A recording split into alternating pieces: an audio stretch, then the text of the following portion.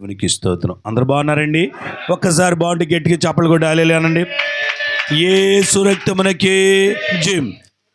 బాగున్నాండి. దేవుని కృపను బట్టి మీ అందరి ప్రార్థన దేవల్ల యేసు ప్రభువారు నిజంగా అన్నామణి గారిని మరి ఎన్నో మార్లు, ఒక్కసారి అనే కాదండి, ఎన్నో మార్లు యేసువారు ఆ కుమార్తె నిజంగా ఎప్పుడు కూడా ఏదో ఒక సీరియస్ అన్నది నైట్ పూటే ఆవిడికి వస్తూ ఉంటుంది, అర్ధరాత్రి సమయాలు. అది పెద్ద వయసు వారికి సహజమండి అది. మరి నిజంగా ఎందుకంటే నేను మా తల్లిదండ్రులను నేను చూశాను కాబట్టి పెద్ద వయస్సు వారు చాలామంది ఈ రోజుకి మరి ఫోన్లు చేస్తూ ఉంటారు, అర్ధరాత్రి సమయాల్లోనే వారికి బలహీనతలు వస్తూ ఉంటాయి. అలాగనే మరి చిన్నపిల్లలు కూడా నడివేసి వారు కూడా చాలామంది సీరియస్లో మధ్యరాత్రుల్లో వారు బాధపడుతున్నప్పుడు చాలామందికి కూడా ప్రార్థన చేయటం జరిగినది. అందరినీ యేసు వారికి క్షేమంగా ఉంచారు. అలాగనే అన్నామణి గారిని కూడా ఎన్నో మార్లు దేవుడు స్వస్థపరిచారు. హల్లెలూయా. మరి మొన్న నవంబర్లో అయితే చాలా సీరియస్ అయిపోయింది. అలాంటి పరిస్థితుల్లో నిజంగా మరి ఎందుకు అమ్మేలాగా జరుగుతుంది అని ప్రార్థన చేయమన్నప్పుడు మరి వృద్ధాప్యుల ఆ కుమార్తె ఎంతగానో బలంగా ప్రార్థన చేయటం వల్ల యేసు వారు ఆ బిడ్డకి మాట్లాడిన విషయం ఏంటంటే, మరి దౌజన్లు ఇంటికి వచ్చినట్టు వారికి భోజనం పెట్టమన్నట్టుగా ఆ రీతిగా అందరూ వచ్చినట్టుగా ఆ కుమార్తెకి వచ్చిన దర్శనాన్ని బట్టి ఖచ్చితంగా మరి ఇంట్లో గృహార్థన జరగడం మంచిదమ్మా, ఎన్ని పెడుతున్నావు ఇప్పటికంటే సంవత్సరానికి ఒకటే పెడుతున్నానే కోటం అంది. మరి అయితే బైబిల్ ప్రకారం అయితే సంవత్సరంకు 3 సార్లుగా మనము ఆరాధన జరిపించుకోవాలమ్మా, మరి నువ్వు ఒక్కసారి జరుగుతుంది, అందువల్ల ప్రభు నీకు ఎలా చూపించాడు కాబట్టి మరి ఈ కోటాన్ని నువ్వు సిద్ధం చేసుకోమన్నప్పుడు నిజంగా ఆ కుమార్తె మరి ప్రభు ముట్టి బాగు చేసి స్వస్థపరిచిన కృతజ్ఞతగా మరి ప్రభు చెప్పారు. అది ఈ కూటం ప్రభు చూపించినట్లుగా ఆ కుమార్తె మరి ఈ కూటం సిద్ధం చేసుకున్నారు. దేవుడు ఆ కుమార్తెని స్వస్థపరిచి బతికించారు. హల్లెలూయా. నిజంగా చూస్తే ఈ రోజుల్లో చాలామంది కూడా మొన్న ఒక ఆయన చెప్తా ఉన్నారు, ఊరికినే గ్యాస్ పట్టేసిందటండి. మరి సందకాడ మంచి యవనస్తుడు 40 సంవత్సరాల వయసు కంటే ఎక్కువ ఉండదు, ఆయనకి గ్యాస్ పట్టేసిందని భోంచేసాడు, గ్యాస్ పట్టేసింది. సాయంకాలం ఒక హాస్పిటల్కి వెళ్ళారు, సాయంకాలం 7 వాళ్ళు అన్నారంట ఇక్కడ కాదండి వేరే చోటుకి వెళ్ళండి అంటే వేరే చోటుకి వెళ్తే వాళ్ళు చూసి జాయిన్ చేసుకోలేదంట. ఈయనేం బాధపడుతున్నాడు. మరి ఇంకో చోటుకి వెళ్తే అక్కడ మరి డాక్టర్ గారు లేరు అని అన్నారంటాడు. సరే వాళ్ళే అక్కడ ఉన్నట్టండి చిన్న డాక్టర్లు, సరే రండి లోపల రండి, ఎలాగో లోపల కూర్చోబెట్టి ట్రీట్మెంట్ ఇస్తూనే ఉన్నారు. ఆయన చనిపోయాడు. అసలు చాలా ఆశ్చర్యం, ఇదేమిటి పిల్లలు, ఎంత దుఃఖం అండి. ఊరిని గ్యాస్ పట్టేసింది.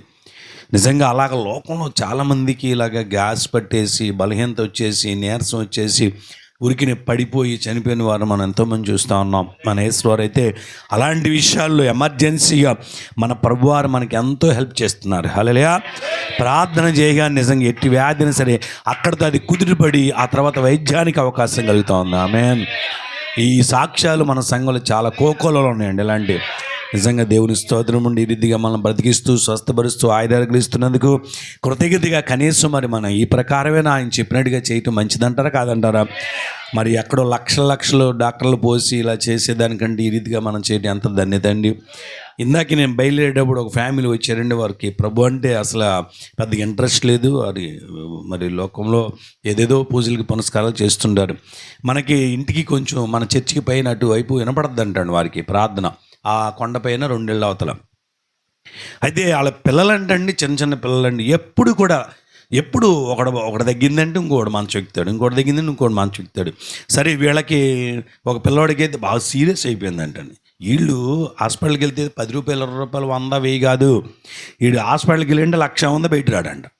మరి 1,00,000 వీళ్ళే మధ్య తరగతి కుటుంబీకులు, రెక్కాడి దగ్గర డొక్కాడని పరిస్థితి. దాని ఏదో చిన్న బిర్యానీ పాయింట్ పెట్టుకొని బండి పెట్టుకొని దాని మీద వచ్చే ఆదాయంతో మరి ఈ పిల్లల్ని అప్పులైపోయినాయి గారు. అసలు ఎన్ని పరిస్థితులు. వాళ్ళ ముసలామ మన అన్నామణి గారులనే వాళ్ళ తల్లి గారు చూసి ఈ చర్చిలోంచి ఇలా ప్రార్థనలు వినబడుతున్నాయి అని చెప్పేసి ఒకరోజు అక్కడ అనుకుందంటే చిన్న పిల్లోడికి అసలు సీరియస్ అంటే చచ్చిపోతాడు, ఇతను బ్లడ్ మారిపోయింది అనేసి చెప్పారండి డాక్టర్లు. అప్పుడు ఆవిడ అనుకుందంట ఆ బిడ్డ దగ్గర ఉండి, యేసయ్యా మా దగ్గర చర్చి ఉంది షాలేంరాజు పేరాల, ఆ చర్చికి నేను ఒక బియ్యం బస్తా ఇస్తానయ్యా, నా బిడ్డను ఈ మనవన్న బతికిచ్చి ప్రభువా అనుకుందంట పెద్దవాడ. అంతే.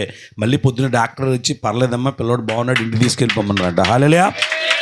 అసలు అది చాలా చాలా ఆయన సాక్షి చెబుతున్నాడు. చాలా గొప్ప అయ్య గారు ఇది. వాళ్ళ అబ్బాయి కూడా వచ్చాడండి, ముసలం అనుకుంది.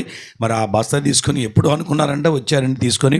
అయ్యా మేము అసలు ఎప్పుడు ప్రేరిక రాలేదు అని చెప్తున్నప్పుడు, అయ్యా ప్రార్థన రండి, మరి ప్రక్కనే కదా మా పిల్లలండి, ఎప్పుడు కూడా ఏదో ఒకటి వస్తూ ఉంటుందండి, వచ్చిందంటే 1,00,000 2 లక్షలు అవ్వాల్సిందేనండి. మరి ఏంటో అర్థం కావట్లేదు. దురాత్మ సింహాలు ఉంటే అవే మనుషుల్ని ఎవరిని మింగుదునని గర్జించి సింహాల్లాగా ఉంటే నాయన, మరి ప్రక్కనే మీకు చర్చి ఉన్నప్పుడు ఎంత అదృష్టం. మీరు మనసులో అనుకుంటేనే అంత కార్యం జరిగిందంటే, పిల్లడు బాగున్నా అంటే చర్చికి వస్తే మీకు ఎంత బాగుంటుంది అన్న. అయ్యా వస్తామయ్యా, మా పిల్లల్ని పంపిస్తాం.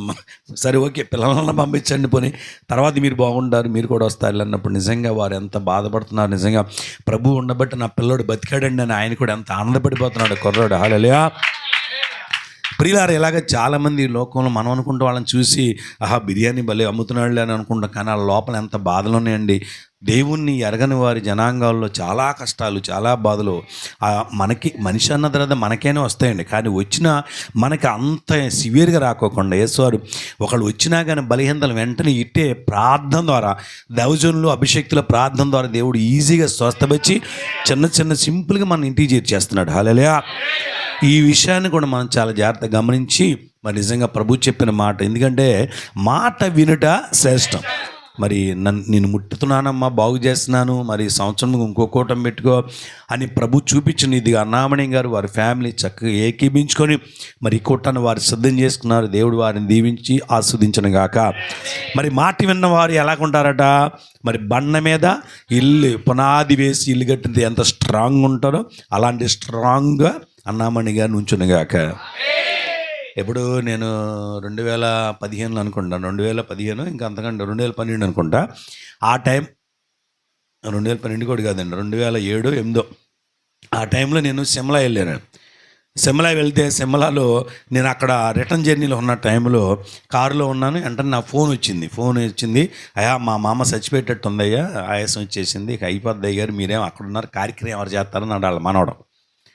ముందు కార్యక్రమం సంగతి ఆగబోయే బాబు, మీ మామ చచ్చిపోవటం ఏంటి, ముందు ఆమె ఫోన్ అని అన్నా. ఆమెకు ఫోన్ చేసి అయ్యా అయిపోతున్నానయ్యా, మీరు వచ్చేదాకా ఉన్నామనయ్యా అని ఎడుతుంది. నేను అన్నాను, ఆగాగా అట్ట అనుకో, మాకు వచ్చేదాకా ఉంటావులే కానీ అని అంటే, అయ్యా నాకు ఆయాసం అయ్యా, అయిపోతున్నానయ్యా, నాకు ఎక్కడొక్కడు ప్రాణం పోతుందయ్యా. నేను అన్నాను, ఏ శక్తి మీద చేయని గట్టిగా కారులోనే ప్రార్థన చేశానండి. హల్లెలూయా. కారులో ఉన్న వాళ్ళందరూ కూడా ఏ శక్తిని చెప్పేశారు. ఆ రాత్రికి అక్కడే క్షమించండి, ఆ కారులో నీకు అలా ప్రార్థన చేశాను, ధైర్యం చెప్పాను, కానీ ప్రార్థన చేసుకుంటూ నేను నిద్రలోకి వెళ్ళిపోయానండి. ఢిల్లీ వైపు వస్తుంది ఆ కారు. ఆ నిద్రలోనే ప్రభువాన్ని అడిగాను, నువ్వేం భయపడ, మాకు ఆమె చచ్చిపోద్ది అనుకుంటున్నావా? నేనేమో రేపు సాయంకాలం ఎల్లుండికి కానీ మీ వెళ్ళం, ఏం పరిస్థితి ఏంటారు బాబు అనుకుంటున్నాం, కనీసం కడసవర సూపర్ను చూడటానికి లేదేమో. ఆమెకి దగ్గర ఒక అప్పటికే 60 చిల్లర ఉంటాయి, 60 చిల్లర 70 దాకా ఉంటాయి అనుకున్నానండి. ప్రభు అన్నాడు, ఐరన్ బాడీ ఆమెకేం అవ్వదు, నువ్వేం భయపడ మాకు అన్నాడండి. హల్లెలూయా. వెంటనే ఫోన్ చేశా, మీ మామగారు ఐరన్ బాడీ అంటానండి. అయ్యా అదేంటి, కానీ మీరు ప్రార్థన చేసిన వేసుకొచ్చిన పనులని చేస్తుంది, ఇల్లంతా ఊడిచేస్తుంది. అయ్యా హల్లెలూయా. క్వశ్చన్ చెప్పనా, ఇప్పటికి ఆమె 100 దాటిని అంటున్నారు, మరి 100 దాటిని లేదు తెలియదు, కానీ ఇప్పటికీ బతికే ఉందండి ఆవిడ, ఇప్పటికీ అన్ని పనులు చేస్తాడు. మొన్న ఎప్పుడు ఆమెకేదో కొంచెం బలహీనత వస్తే హాస్పిటల్కి వెళ్తే డాక్టర్లు చూశానంటే, ఏంటి నీకు ఒక్క పన్ను కూడా వాడలేదన్నారంట. ఆమెకు ఒక్క పన్ను కూడా వాడలేదంటండి. హల్లెలూయా. నిజంగా అలాగా ఇదంతా అంటది, మా అమ్మ అంటది, అయ్యా మన మీటింగ్కి వెళ్తే అక్కడ కూడా అసలు ఎంత ప్రాణంగా ఉంటుందో ప్రేమగా అవంటుంది, అయ్యా మీ ప్రార్థన ఆ ప్రభు దయనయ్యా. హల్లెలూయా. ఈరోజు వరకు క్షేమంగా ఉన్నానంటే అని అంటుంది. నిజంగా చక్కగా తిరుగుతూ ఉంటుంది, అన్ని పనులు ఆమె పనులను చేసుకుంటూ ఉంటుంది. అంత వయసులో కూడా నిజంగానండి, పెద్ద వయసు వారికి నిజంగా ప్రార్థనా సహాయము, దైవజనుల సహాయమే చాలా అండ కొండ బండ. ఇది సహవాసం యొక్క విజ్ఞాపన యాచనలు, సంఘముల సేవకులు, విశ్వాసం అందరూ కూడా చేతులెత్తి తెలిసిన వాళ్ళందరికీ కోసం ప్రార్థన బాగా చేస్తారండి. ఇట్టి ప్రార్థన మనకి చాలా బలమైన ప్రార్థన అండి. హల్లెలూయా. అయితే ఇక్కడ మనం చదువుకున్న వాక్య భాగం 2 మాటలు ధ్యానం చేస్తే, యెహోవా నీ కార్యములు ఎన్నెన్ని విధాలుగా ఉన్నాయ్యా. హల్లెలూయా. ఇప్పుడు రాత్రి ఒక కూటానికి వెళ్ళాం, అండ్ ప్రకాష్ గారు కొత్తగా వచ్చాయి కదా, రాత్రి కూటానికి వెళ్ళాం. అక్కడ ఏం చెప్పారు సాక్ష్యం విన్నావా? వినలేదా? ఇడిపోయామన్ను అటు వెళ్ళావా? అటు వెళ్తావేంటి కోటంలో కూర్చోకుండా? వాక్యం ఆమె ఏం సాక్ష్యం చెప్పింది రాత్రి? వాళ్ళ అమ్మాయి గర్భిణి అండి, నిండి గర్భిణి అయితే కంటాకి తీసుకెళ్ళారు హాస్పిటల్కి. గత సంవత్సరం హాస్పిటల్కి వెళ్తే డాక్టర్ గారు ఏమన్నారు, అమ్మా ఆ తల్లినే బతికించగలం కానీ బిడ్డని మేము ఇవ్వలేమన్నారు. అంతేగా, తల్లినే కదా. ఆ ఆ బిడ్డ బాగుంటుంది, తల్లి బాగుండదని చెప్పారంట. ఆ తల్లి కష్టం అమ్మ, సీరియస్, కనలేకపోతుంది, బిడ్డనైతే ఇవ్వగలం అన్నారంట.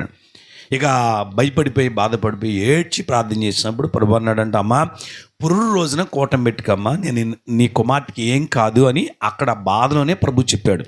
ఒప్పుకుందండి. ఒప్పుకోగానే తెల్లారపాటికి తల్లి బిడ్డ క్షేమంగానే ఉన్నారండి. హల్లెలూయా. ఇప్పటికీ క్షేమంగా ఉన్నారండి. మరి పురుడు కూటం ఎప్పుడు పెట్టాలి? అప్పుడు పెట్టాలి కదా. అయితే ఆమె ఏం చేసింది పాపం, డబ్బులు లేక ఏం చేసిందంటే రాత్రి కాలం ముందు ఒక కుమార్తె పెట్టుకుంది కూటం. రూపాయి కూటం కూడా లేకపోతే ప్రార్థన చేస్తూ ఉంది. ఏమి లేవని మనం చెప్పింది. సర్లేమ్మ దేవుడు ఇస్తాడంటే ఈవిడ ప్రక్కన అంతా చెప్తున్నాడు డ్యూటీలో, రేపే కూటం అసలు రూపాయి లేదు అని మొన్నటి కాలం ముందు డ్యూటీలు చెప్పుకుంటుంది. చెప్తుంటే ఆ పక్కన వినిందంట, నీ డబ్బులు కావాలేంటి, నా దగ్గర 30,000 తీసుకెళ్ళి అందంట, నీకు ఉన్నప్పుడు ఇచ్చేసి తీసుకో అందంట. హల్లెలూయా. ప్రార్థన కంటే ఎక్కువేంటి, దేవుడి కంటే ఎక్కువేంటి. అంతే, నిజంగా ఎంత గొప్ప సంగతి. అసలు ఊహించని రీతిగా అసలు దేవుని బిడ్డ కూడా కాదు, అన్యురాలు ఎంత ప్రేమ దేవుడు కలుగు చేశాడు. హల్లెలూయా. కూటం గ్రాండ్ జరిగింది. రాత్రి సాక్ష్యం ఏంటంటే, నా బిడ్డని మనవని కూడా క్షేమంగా 5 నెలలు, ఇప్పుడు 5 నెల క్షేమంగా ఉన్నారండి. హల్లెలూయా. మరి ఇలాగా ఇదొక కార్యం, ఇదొక విధం అనమాట. ఇప్పుడు కార్యం ఏం చెప్పారు? ఇప్పుడు ఇక్కడ స్వస్థతపరిచారు నన్ను. మరి ఎప్పుడు చనిపోవాల్సిన, గ్యాస్ ట్రబుల్తో చచ్చిపోవాల్సిన నన్ను ఆ షుగర్ బీపీల నుంచి దేవుడు బాగు చేస్తున్నారు. ఇదొక సాక్షి, ఇదొక విధం. మరి మొన్న ఒక కార్యం, అంతకుముందు ఒక కార్యం, అలా చెప్పుకుంటూ వెళ్తానండి. ఎన్ని విధాలైన కార్యాలు జరుగుతున్నాయండి. అందుకన్నాడు, యెహోవా నీ కార్యములు ఎన్నెన్ని విధాలుగా ఉన్నాయ్యా. ఆశ్చర్యం కదండి, ఎన్నెన్ని విధాలుగా ఉన్నాయండి. యేసువారి గారు ఒక చోట జరిగిన చోట జరిగిన కార్యమే జరిగినట్టు చెప్పట్లా. చాలామంది మన సాక్ష్యాలు చెబుతూ ఉంటుంటే చర్చిలో ఎప్పుడు ఇనేయగా అని అంటారు. ఎప్పుడు ఇనేయ చెబుతారు వాళ్ళు. ఎప్పటికప్పుడు లేటెస్ట్గానే ఉంటాయి కదా. మరి ఈ వారం జరిగింది, మళ్ళీ రేపొద్దున మళ్ళీ ఇంకోటి లేటెస్ట్గా ఉంటుంది. ఏదైనా సరే, ఎప్పుడు అయినా సరే, ఎప్పుడు అయినా సరే, మరి అసలు అవి కూడా జరగని వాళ్ళు లేరండి. ఎప్పుడు లాగానే జరుగుతున్నా కానీ అది దేవుడు చేస్తున్నాడంటే ఎంత సంతోషం అండి. అది కూడా ఏ వేలు ఎకరాలు పెట్టుకోకుండా సాక్ష్యం చెబుతాను ప్రభు అనుకుంటే ఊరిని తగ్గిపోతున్నాయండి. హల్లెలూయా. మరి ఇక అది ఏ విధంగా అయినా సరే చెప్పాల్సిందే. ఎప్పుడు చెప్పేదైనా సరే సాక్ష్యం అనేది చెప్పాలి. ఎప్పుడు చెప్పేదే కదని చెప్పుకోకుండా ఆగకూడదు, అది చెప్పాల్సిందే. అదే దేవుని నామానికి మహిమ, ఘనత, ప్రభావం. హల్లెలూయా. కంగారు పడమాయి, కొంచెం లో వోల్టేజ్ ఉంటుంది. ఈ ప్రకారం మనం పరిశీలన చేసేది. ఇక్కడ ఇంకా నెక్స్ట్ ఏమంటున్నాడంటే, ఎన్నెన్ని విధాలుగా ఉన్నవి జ్ఞానము చేత నీ వాటన్నిటినీ నిర్మించేటివి. ఆమేన్. హల్లెలూయా. జ్ఞానము చేత అంటే ఇక్కడ మనం ఇంకో పాయింట్కి వస్తే, జ్ఞానము చేత నీ వాటన్ని నిర్మించే. ఆయన జ్ఞానం ఏంటంటే, ఆయన అనంత జ్ఞానియగు దేవుడు. యేసుప్రభు ఎవరండి? అనంత జ్ఞానియగు దేవుడు అన్నాడు. అయితే ఎన్నెన్ని విధాలు ఆయన చేసేటండి, ఏ విధంగా అంటాడు, విధాలుగా ఆయన కార్యాలు ఉన్నాయి అంటున్నాడు. ఎన్నెన్ని 2 మాటలు ధ్యానం చేసుకుంటే, ఎఫెసీయుల ఆసుపత్రిగా 5:9 చదువుతుంది. ఎఫెసీయులు 5:9.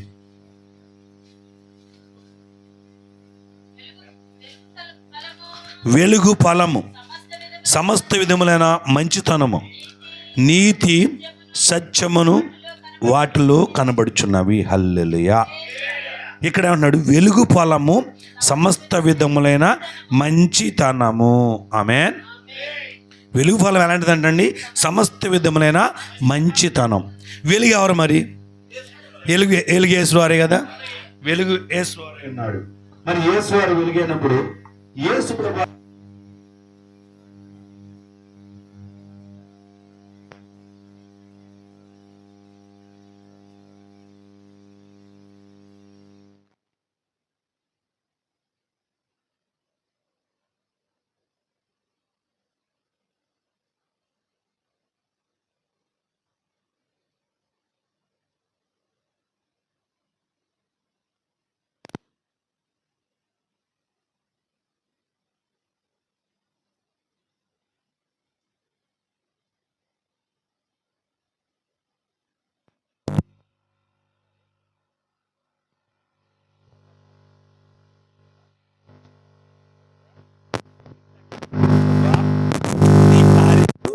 ఎన్నెన్ని విధాలుగా ఉన్నవి. మరి వెలుగు ఎవరు ఇక్కడ? యేసు. యేసు ప్రభు వారికి వెలుగు యొక్క కార్యములు ఎన్నెన్ని విధాలంటే, ఇప్పుడు ఒక విధం